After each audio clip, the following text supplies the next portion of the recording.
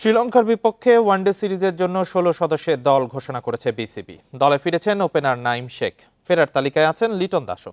Injury কাটিয়ে fit হওয়ায় দলে আছেন পেসার তাসকিন।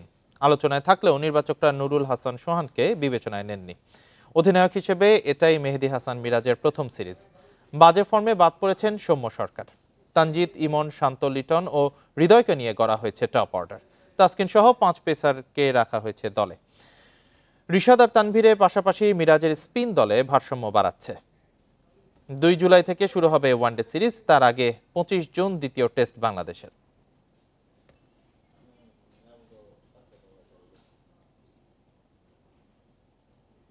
আমাদের দলে যে ৫ জন পেস বোলার রেখেছি একদিনের দলটাতে, এটা একটা অন্যতম কারণ যে মুস্তাফিজও ইনজুরি থেকে ফেরত এসছেন, তার ফ্র্যাকচার হয়েছিল। তাসকিন আহমেদ এসছেন, নাহিদ রানারও ওয়ার্কলোড ম্যানেজমেন্ট আছে।